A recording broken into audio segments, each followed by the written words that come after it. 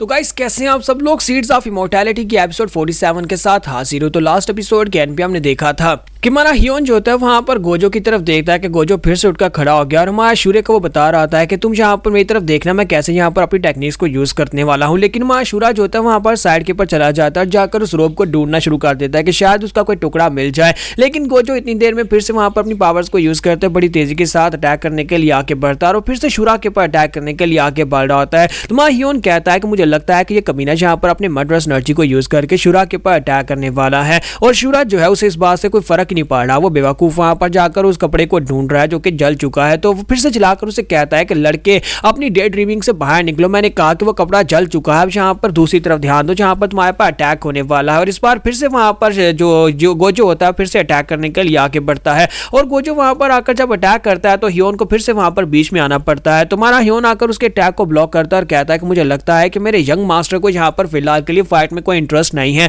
तो फिर मुझे यहाँ पर इस फाइट को एंड तक लेकर जाना होगा, मैं यहाँ पर इस फाइट को खत्म करूंगा। उसी के साथ ही गोजो से कहता है कि मुझे जहाँ पर इन्फॉर्मेशन मिली थी उसके मुताबिक तुम में से एक लड़का था और साथ में एक बुढ़ा आदमी था, लेकिन तुम्हें देखकर लगता नहीं है कि तुम कोई बुढ़े आदमी हो, लगता है मुझे गलत इन्फॉर्मेशन मिली है। और साथ ही वहां पर वो अपनी एनर्जी को रिलीज करता है और कहता है लेकिन इस बात से फर्क नहीं पड़ता। और साथ ही वो अपनी flame drag sky shattering down technique को यूज करता है और कहता है कि क्योंकि जो भी यहाँ पर हमारे डिवाइन फिजिशियन के लिए खतरा होगा मैं उन सभी को मार डालूंगा। जैसे वो अपनी स्पेशल टेक्निक को रिलीज करता है तो हमारा हियोन जो होता है उसकी अटैक को ब्लॉक करता है। फायर के साथ उसकी बॉडी जल रही होती है, लेकिन वो पीछे हटने के बाद वो सारी की सारी फायर को वहां पर कंट्रोल कर लेता है और साथ ही उस फायर को अपनी बॉडी से हटा देता है। तो गोजो इस बात से काफी हैरान होता है। तुम्हारा हियोन उसे कहता है हालांकि तुम्हारी टेक्निक मेरे थर्ड मास्टर की सन ब्लेज की टेक्निक से काफी ज्यादा अलग टेक्निक है, लेकिन इसके बावजूद ये फायर उतनी भी खतरनाक नहीं थी जितनी मेरे मास्टर की फायर खतरनाक होती है। और साथ ही उसे कहता है कि तुम्हें यहाँ पर क्या लगता है कि तुम यहाँ पर अपनी की बेस्ड मार्शल आर्ट्स टेक्निक के साथ मुझे हरा सकते हो, हालांकि तुम्हारे पास की पावर है भी नहीं, तुम यहाँ पर मैजिक को यूज कर रहे हो, जबकि तुम यहाँ पर फायर टाइप के मैजिक्स को यूज कर रहे हो। तो मुझे लगता है कि मुझे थोड़ा सा आइडिया हो गया है कि तुम कौन हो। तो गोजो द आयरन बीस्ट, क्या तुम वही हो ना? तुम गोजो द आयरन बीस्ट हो। लगता है कि तुम अपने स्वयं ब्रदर्स की मौत का बदला लेने के लिए यंग मास्टर के ऊपर अटैक करने के लिए आए हो कि तुम्हारे दोनों दोस्त यहाँ पर यंग मास्टर शूरा के हाथ से मारे गए।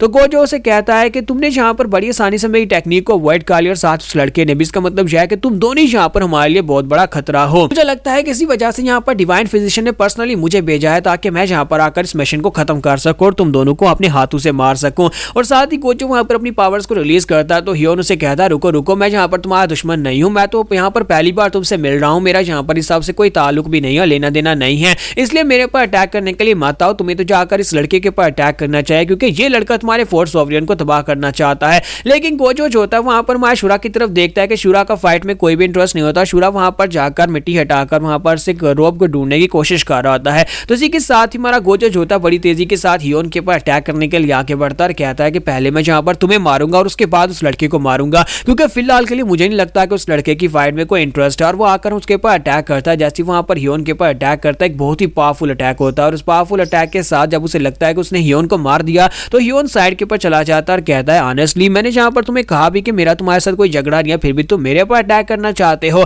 और मुझे लगता है कि तुम्हें यहाँ पर शायद अंदाजा भी नहीं है कि की पावर को कैसे यूज किया जाता है, तुम बस अपने मैजिक्स के जहाज से यहाँ पर अटैक किए जा रहे हो। साथ ही वो शूरा से भी कहता है कि मैं उस लड़के को यहाँ पर कुछ सिखाने की कोशिश कर रहा हूँ और उस लड़के का मेरे पर ध्यान ही नहीं है, वो लड़का पता नहीं कहां पर देख रहा है। और इसी के साथ ही गोजो जो होता है वो उसके ऊपर फिर से अटैक करने के लिए आके बढ़ता है, लेकिन इस बार हमारा हियोन जो होता है एक ही हाथ के साथ उसके पाम अटैक को ब्लॉक कर लेता है और हमारा हियोन वहां पर अपनी पावर को रिलीज करता है। जब वो अपने प्रेशर को रिलीज करता है तो गोजो को वहां पर झटका लगता है और गोजो पीछे की तरफ गिर जाता है। तो हमारा हियोन कहता है कि मुझे लगता है कि अब यहाँ पर सिचुएशन को मुझे अपने हाथ में लेना होगा और इस फाइट को मुझे यहाँ पर करना पड़ेगा क्योंकि वो लड़का यहाँ पर ये फाइट नहीं करने वाला। और साथ ही वहां पर उसके ऊपर एक पावरफुल अटैक करता है जिसकी वजह से गोजो बहुत ही बुरी तरह जख्मी होकर पीछे की तरफ गिर जाता है। तो गोजो वहां पर अपने पास के सीन को याद कर रहा था जहां पर उसका सर काटा जा रहा था, जहां पर उसका लीडर जो होता है उसकी गलती की वजह से उसे सजा देने के लिए उसका सर काट रहा होता है। तो वहां पर वो चिल्ला चिल्ला कर उसे कह रहा था कि नहीं प्लीज ऐसा मत करो, प्लीज यहाँ पर मेरे साथ ऐसा मत करो, मुझे बस यहाँ पर एक और चांस दे दो, मैं जिंदा रहना चाहता हूँ। लेकिन वो उसका बेदर्दी के साथ सर काट देते हैं और उसका सर कटने के बाद यानी कि अब यहाँ पर उसके अंदर जान तो नहीं बची लेकिन उसकी आत्मा अभी भी यहाँ पर उसकी बॉडी के अंदर होती है। और जब वो मरने वाला होता है तो इसी के साथ ही वहां पर उसके सामने हमारे जो डिवाइन फिजिशियन होते हैं वो अपीयर होते होते हैं। तो डिवाइन फिजिशियन उसके सामने आते हैं और उसे कहते हैं कि देखो तो जरा यहाँ पर तुम्हारी हालत तो देखो, इसने तुम्हारा सर काट दिया गया लेकिन अभी भी यहाँ पर तुम्हारे अंदर थोड़ी बहुत जान बाकी है, जो कि शायद यहाँ पर तुम किसी से बदला लेना चाहते हो या फिर तुम्हारा कोई अधूरा काम बाकी है जिसकी वजह से तुम यहाँ पर अपनी सोल को जबरदस्ती यहाँ पर रोके हुए हो। हालांकि सर कटने के बाद इंसान जो है, एक काम इंसान जो है वो मर जाता है और उसकी सोल पैरिश हो जाती है। तो गोजो से कहता है कि तुम कौन हो? तो वो उसे कहता है कि मैं जो भी हूँ, मैं यहाँ पर तुम्हारी उस ख्वाहिश को पूरा कर सकता हूँ। क्या तुम यहाँ पर दोबारा जिंदगी चाहते हो? क्या तुम्हें एक दूसरा मौका चाहिए?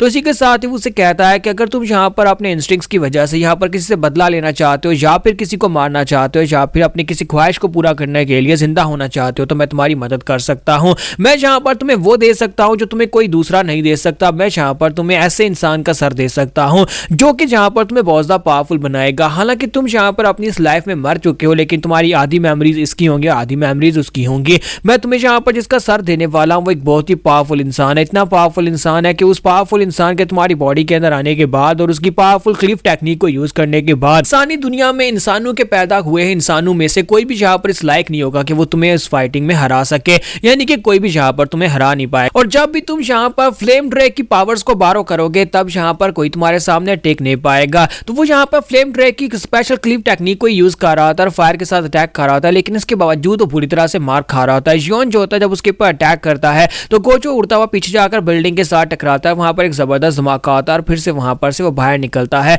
क्योंकि वहां पर अपनी स्पेशल फ्लेम ड्रैग टेक्निक को यूज करता है। वो अपनी फ्लेम ड्रैग टेक्निक के साथ आसपास के पूरी बिल्डिंग को ही तबाह कर देता है। तुम्हारा योन कहता है कि लगता है कि तुम्हारे पास यहाँ पर काफी सारी अभी नई ट्रिक्स हैं। तो इसी के साथ ही हमारा जो गोजो होता है वो चलाकर उसे कहता है कि मैं यहाँ पर अपनी फ्लेम ड्रैग सिस्मिक वेव को यूज करने वाला हूँ और देखना हो कि तुम इससे कैसे बच पाते हो। और इसी के साथ ही दूसरी तरफ दिखाते हैं कि हमारा योन जो होता है वहां पर अपनी स्पेशल टेक्निक को यूज करता है और कहता है ऐसी बात है तो फिर मैं भी अपनी स्पेशल टेक्निक सन ब्लेज शैटर ब्लास्ट को यूज करूंगा। दोनों वहां पर अपनी अपनी टेक्निक के साथ एक दूसरे के ऊपर अटैक करते हैं और हमारा योन जो होता है उसकी टेक्निक को वहां पर एब्जॉर्ब कर लेता है और उसको एब्जॉर्ब करने के बाद साथ ही उसको वहां पर बैक फ्लैश करता है जिसकी वजह से वो सारी टेक्निक जो होती है गोजो के ऊपर ही वापस आकर पड़ती है। वहां पर एक जबरदस्त धमाका होता है और गोजो जो होता है उसके साथ बहुत ही बुरी तरह से हिट होता है और उसके मुंह से ब्लीडिंग होना शुरू हो जाती है। वो ग्राउंड के ऊपर गिर जाता है और कहता है ऐसा कैसे पॉसिबल है, तुम यहाँ पर मेरे साथ ऐसा कैसे कर सकते हो। योन उसे कहता है कि मैं यहाँ पर मार्शल आर्ट्स को यूज कर रहा हूँ जबकि तुम यहाँ पर जो कुछ भी कर रहे हो मार्शल आर्ट्स बिल्कुल भी नहीं है। मैं सालों तक यहाँ पर ट्रेनिंग लेता रहा हूँ, इतने सालों की ट्रेनिंग के बाद मैंने ये सब कुछ सीखा है जबकि तुमने कुछ जादूगरी सीखने के बाद यहाँ पर जो कुछ सीखा उसे मार्शल आर्ट्स का नाम दे दिया।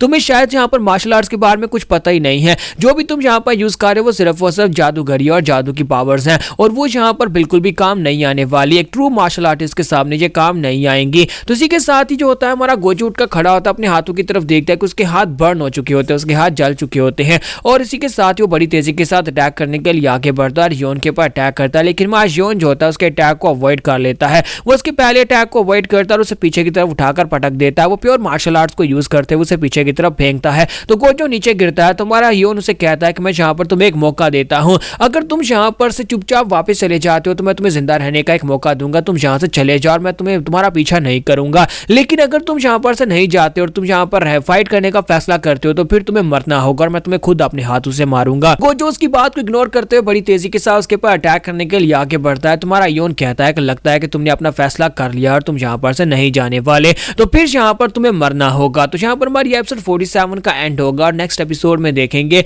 क्या चीफ और अशूरा अब यहाँ पर डिवाइन फिजिशियन को ट्रेस कर पाएंगे, क्योंकि उन्हें यहाँ पर उसके कपड़े चाहिए थे उसको ट्रेस करने के लिए। तो एपिसोड की एक्सप्लेनेशन अच्छी लगी हो तो कमेंट करके जरूर बताइएगा और वीडियो को लाइक करना मत भूलिएगा। Thank you.